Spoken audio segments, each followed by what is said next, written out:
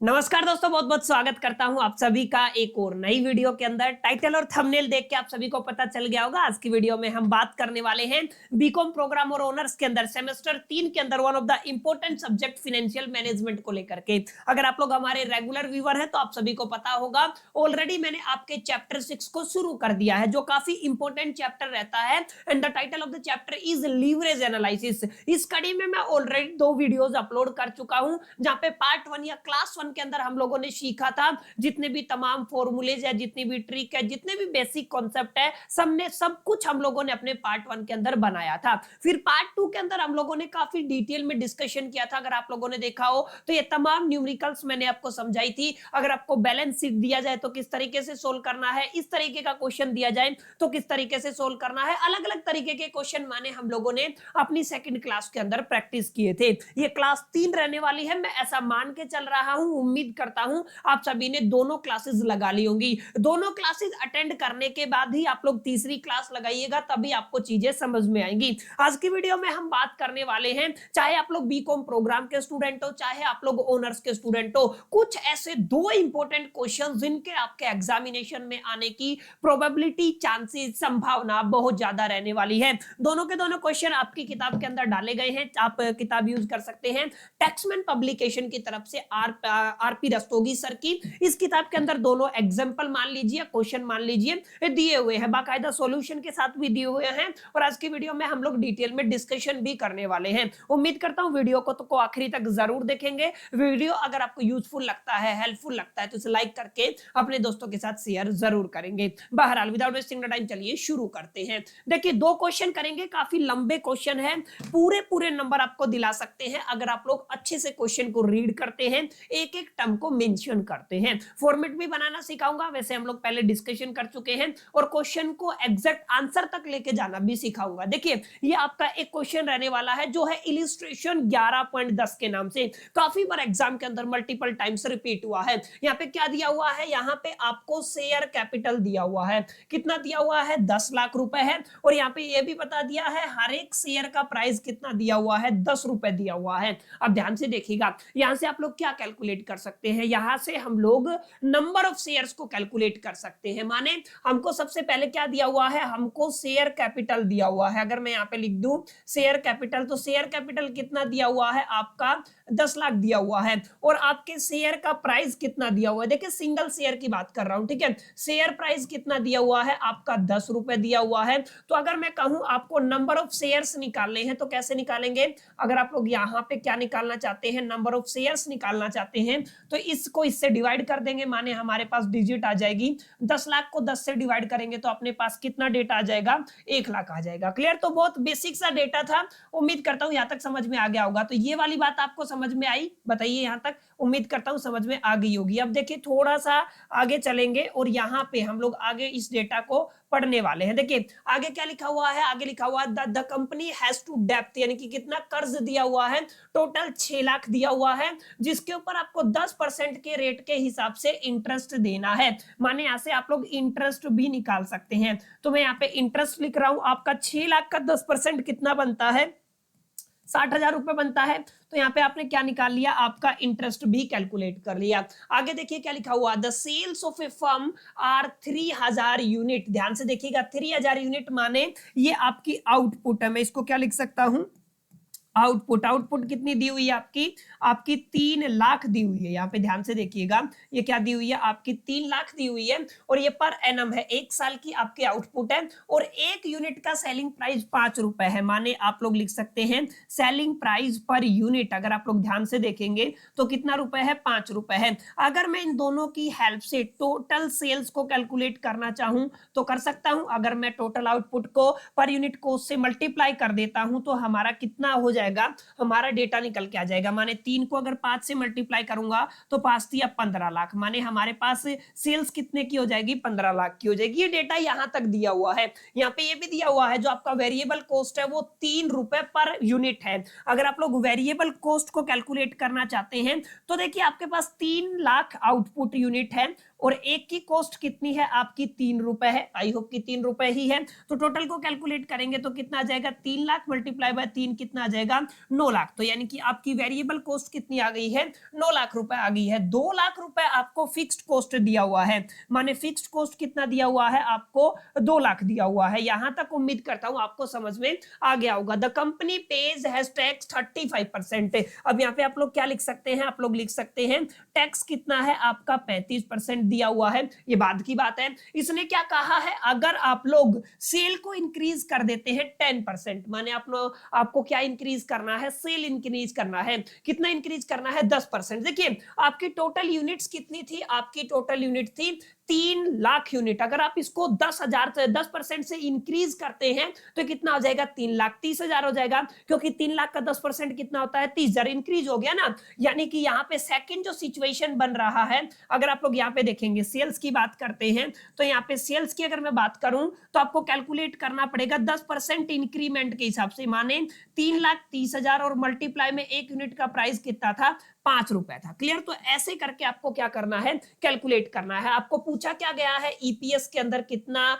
Increment हुआ है, माने अर्निंग पर शेयर के अंदर कितना बढ़ोतरी हुआ है। फिर आपको अलग अलग लीवरेज निकालने हैं, जैसे ऑपरेटिंग लीवरेज निकालना है और फाइनेंशियल लीवरेज निकालना है। तो कुछ डेटा था जो हमने काफी यूज कर लिया है, आगे हम लोग इसके फॉर्मेट के अंदर समझने वाले हैं। तो देखिए यहाँ पे दो चीजें हैं। एक डेटा क्या है जो आपको पहले दिया गया है, जिसको आप लोग क्या बोलेंगे, एग्जिस्टिंग डेटा। एग्जिस्टिंग डेटा कितने के ऊपर है आपका, एग्जैक्टली 3 लाख यूनिट के ऊपर है। ठीक है, माने ये कितने के ऊपर है, 3 लाख यूनिट के ऊपर है, और इसके अंदर 10% इंक्रीमेंट हुआ है। ध्यान रखिएगा, आपका जो एक्सपेक्टेड है उसके अंदर कितना इंक्रीमेंट हुआ है, 10% इंक्रीमेंट हुआ है। समझ में आया ना। यानी कि अगर आप लोग ध्यान से देखेंगे, अगर मैं इसको रब करके लिखना चाहूं तो आप लोग यूनिट्स लिख सकते हैं। माने यहां पे आपको डेटा लेके चलना है 3 लाख आउटपुट के हिसाब से, और यहां पे आपको डेटा लेके चलना है 3,30,000 आउटपुट के हिसाब से। क्लियर। तो आई होप कितनी बातें आपको समझ में आई होंगी। तो सबसे पहले फॉर्मेट के अंदर हम लोग क्या कैलकुलेट करते हैं, सबसे पहले हम लोग सेल्स कैलकुलेट करते हैं। सेल्स को कैसे कैलकुलेट किया जाता है, जो आपका आउटपुट है उसको कितने से मल्टीप्लाई कर देते हैं, एक यूनिट का कितना प्राइस है। एक यूनिट का प्राइस हम लोगों ने देखा 5 रुपए है, तो मल्टीप्लाई कर देंगे। जब आप लोग 3 लाख को देखिए, यहाँ पे 3 लाख को 5 से मल्टीप्लाई करेंगे तो आपका कितना बन जाएगा, आपका 15 लाख रुपए बन जाएगा। क्लियर। ऑब्वियस सी बात है, कितना बनेगा, 15 लाख बनेगा। अब आगे देखिए, अगर आप लोग 3,30,000 की मल्टीप्लाई करते हैं, माने आपको 5 को कितने से मल्टीप्लाई करना है, आपको मल्टीप्लाई करना है 3,30,000 से। एक बार मैं इसको लिख देता हूं, कितना है आपका, ये 3,30,000 है, इसको मल्टीप्लाई कितने से करना है आपको, इसको मल्टीप्लाई करना है 5 से, तो ये 16.5 लाख रुपए का अमाउंट बनेगा। तो यहाँ पे सेल्स आप लोगों ने निकाल ली, पिछले डेटा का इस्तेमाल करके आप लोगों ने क्या निकाला, सेल्स निकाला। क्या बोला था, 10% का इंक्रीमेंट हुआ है, तो यहाँ पे जो आपका आउटपुट 3 लाख यूनिट का था वो बढ़कर के कितना हो गया, 3,30,000 हो गया।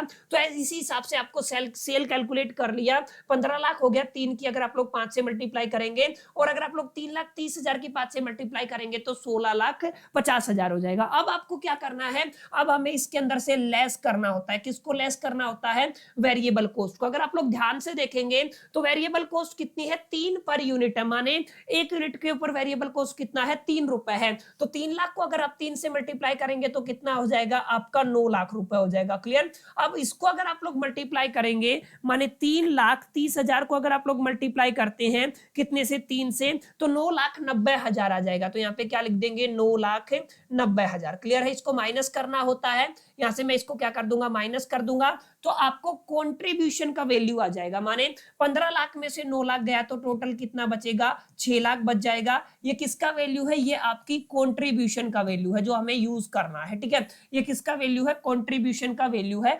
एग्जिस्टिंग सेल के अंदर। ठीक है, तो 6 लाख रुपए आ गया। अगर आप लोग यहाँ पे देखेंगे 16,50,000 के अंदर से अगर आप लोग 9,90,000 घटाते हैं 16,50,000, 6,60,000 बनता है। माने यहाँ पे कितना हो जाएगा आपका, 6,60,000। एक बार डेटा जरूर कैलकुलेट कर लीजिएगा, कहीं पे कैलकुलेशन एरर हो जाता है तो कमेंट करके बता दीजिएगा। तो आपका जो कंट्रीब्यूशन है वो निकल आया है। अब हमें क्या करना है, इसके अंदर से हमें फिक्स्ड कॉस्ट को माइनस करना है। फिक्स्ड कॉस्ट आपका 2 लाख रुपए दिया हुआ है, तो दोनों के अंदर सेम रहेगा।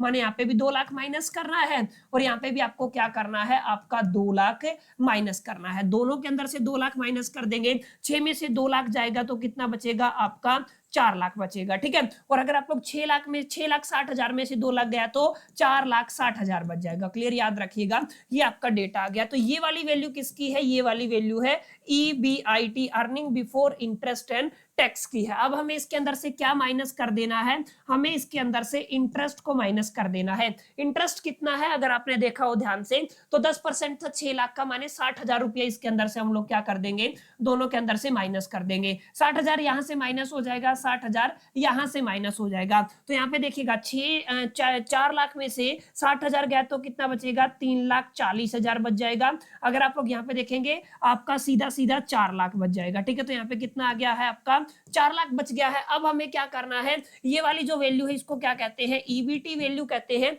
अब क्या करना है, अब हमें इसके अंदर से टैक्स को माइनस कर देना है, जो कितना परसेंट था, 35% था। अगर आपने देखा हो तो कितना परसेंट था आपका, 35% था। माने जो आपका 3,40,000 आया है, इसका कितना परसेंटेज निकालना है, 35, 1,19,000 आ जाएगा। तो यहाँ पे क्या कर दोगे आप लोग, 1,19,000। ऐसे ही आपको क्या करना है, 4 लाख का 35% निकालना है, ठीक है। तो मैं क्या करता हूँ, 4 लाख का 35% 1,40,000 निकल जाएगा। तो यहाँ पे क्या हो गया, 1,40,000, इसको माइनस कर देंगे। अब यहाँ पे जो आपको रिजल्ट मिलेगा ना, वो क्या मिलेगा, वो मिलेगा आपको EAT, माने अर्निंग आफ्टर द टैक्स।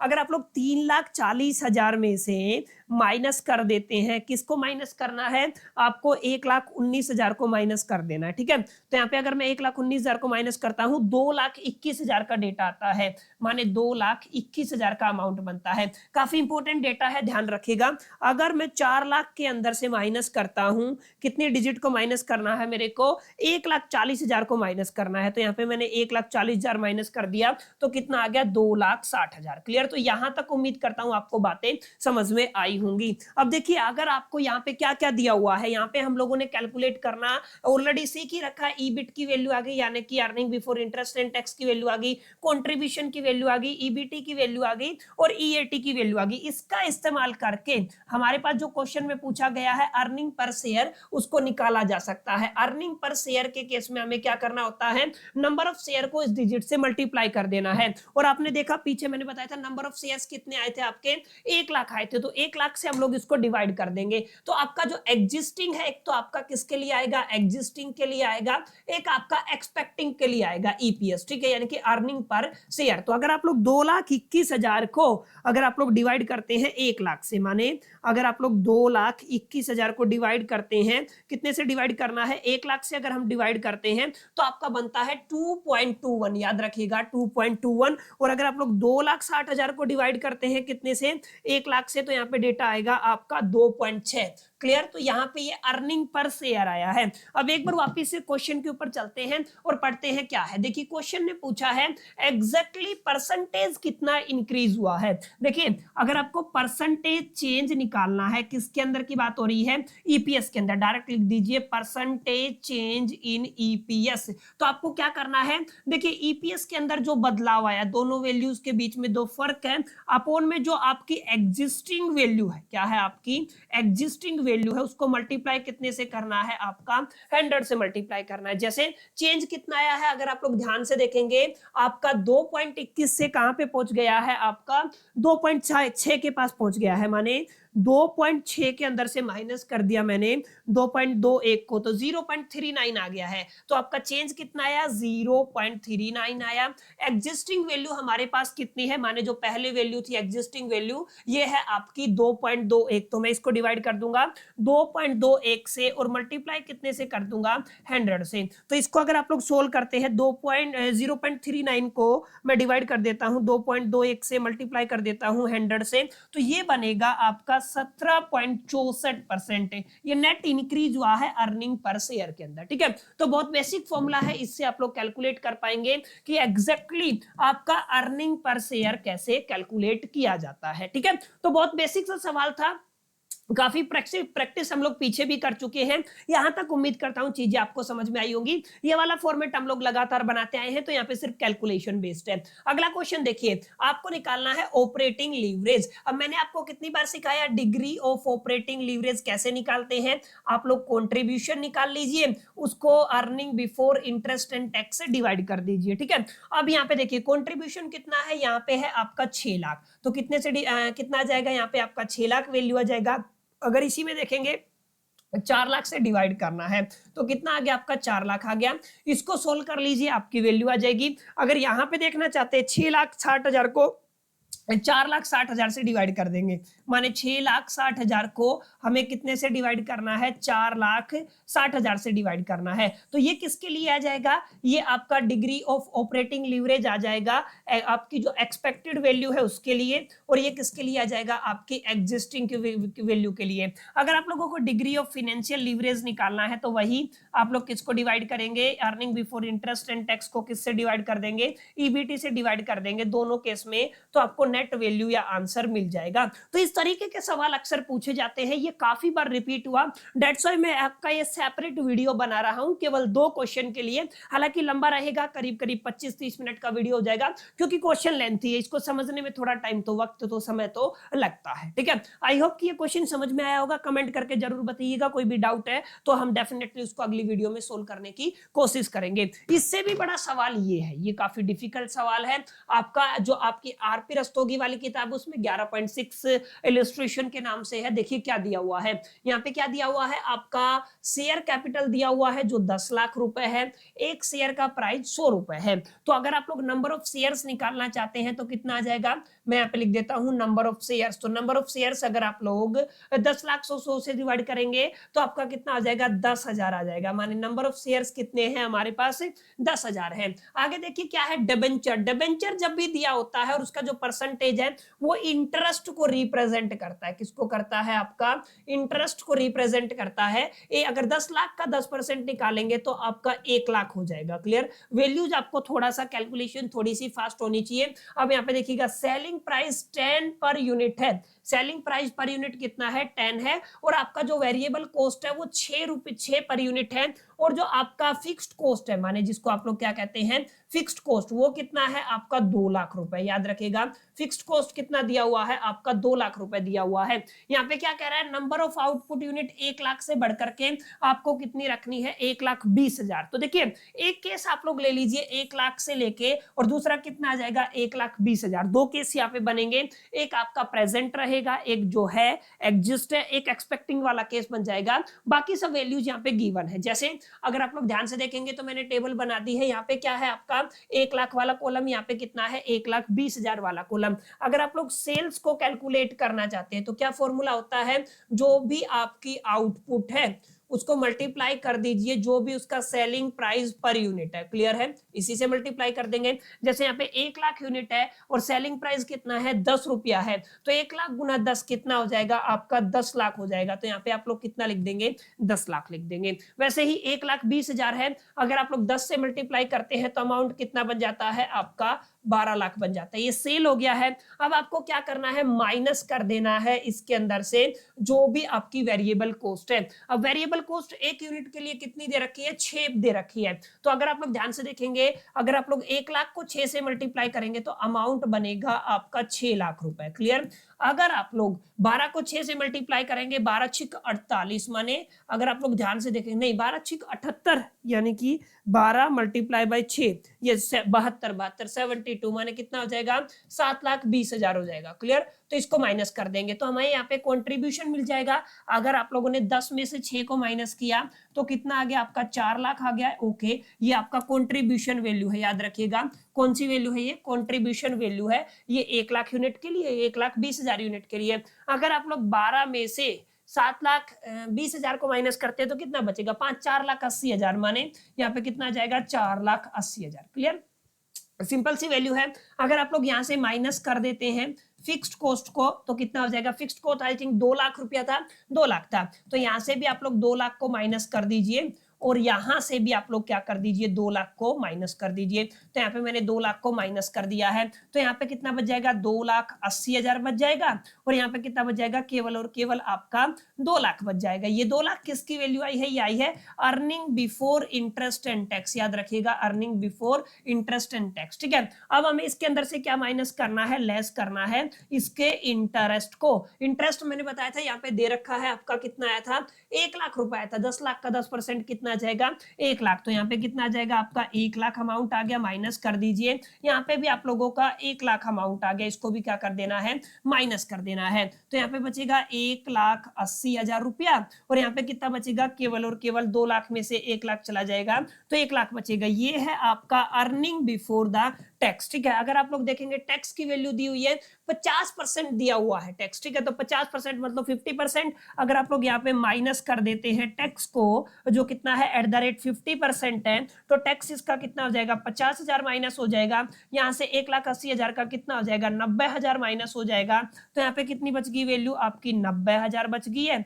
याद रखिएगा। और यहाँ पे कितनी बच गई है केवल और केवल 50,000 बच गई है। अब ये दोनों वैल्यू क्या है अर्निंग आफ्टर द टैक्स, याद रखिएगा अर्निंग आफ्टर द टैक्स। तो अगर आप लोग ईपीएस की बात करते हैं, अर्निंग पर शेयर की बात करते हैं, तो 1 लाख यूनिट के लिए क्या बनेगा 50,000 को डिवाइड करना है नंबर ऑफ शेयर से। नंबर ऑफ शेयर कितने हैं आपके 10,000 हैं, तो 50,000 को अगर आप लोग 10,000 से डिवाइड करते हैं तो 5 आ जाएगा। दूसरा केस क्या है आपका, दूसरा केस 1,20,000 यूनिट का है, 90,000 को 10,000 से डिवाइड करते हैं तो आपका कितना आ जाएगा केवल और केवल 9 आ जाएगा। अब यहाँ पे देखिएगा कितना इंक्रीमेंट हुआ है, पहला सवाल यही है परसेंटेज चेंज कितनी हुई है। तो क्या फॉर्मूला बताया था, अगर आपको परसेंटेज चेंज निकालना है ईपीएस के अंदर, तो आपको बताना है एग्जैक्टली जो चेंज हुआ उसके अंदर ओरिजिनल जो एग्जिस्टिंग वैल्यू थी मल्टीप्लाई में कितना आ जाएगा 100 आ जाएगा। चेंज कितना हुआ हमारा 9 से वैल्यू कितनी बदली है 5 तक बदली है, माने 4 का चेंज हुआ है। तो आप लोग क्या करेंगे 4 करेंगे, एग्जिस्टिंग वैल्यू 5 है, मल्टीप्लाई में कितना हो जाएगा 100, इसको काटेंगे 20 पे चला जाएगा, 20 चौका 80 हो जाएगा, 80% चेंज हुआ है। तो ऐसे क्वेश्चन को कैलकुलेट करना है, आपका कितना कैलकुलेट हुआ है 80% चेंज हुआ। आगे बाकी सिंपल है, फाइनेंशियल एवरेज कैलकुलेट करना है 1 लाख यूनिट के लिए भी, 1,20,000 यूनिट के लिए भी। तो फाइनेंशियल लीवरेज को तो आप लोग कैलकुलेट कर ही सकते हैं। अगर मैं कहूं फाइनेंशियल लीवरेज तो क्या करेंगे ईबीआईटी को डिवाइड कर देंगे ईबीटी से, ऑब्वियस सी बात है। ईबीआईटी की वैल्यू कितनी है हमारे पास, अगर 1 लाख यूनिट की बात करूं तो 4 लाख, इसको डिवाइड करना है 3,40,000 से, कर दीजिएगा 4 लाख को कितने से डिवाइड कर दीजिएगा 3 लाख आपका कितना है 40,000, तो 3,40,000 से इसको क्या कर सकते हैं डिवाइड कर सकते हैं। यहाँ पे क्या करना पड़ेगा 4,60,000 को हमें 4 लाख से डिवाइड करना पड़ेगा। ऐसे ही आप लोग क्या कैलकुलेट कर पाएंगे, ऐसे ही आप लोग कैलकुलेट कर पाएंगे आपका ऑपरेटिंग लीवरेज। ठीक है, तो आपका फाइनेंशियल लीवरेज पूछा गया है और आपका ऑपरेटिंग लीवरेज पूछा गया है। आगे इन दोनों के ऊपर कमेंट करना है क्या कुछ चेंजेस हैं। तो बहुत सिंपल क्वेश्चन है, लेकिन दोनों क्वेश्चन काफी बार एग्जाम के अंदर आए थे, दैट्स व्हाई मैंने अलग से एक पार्ट रिकॉर्ड किया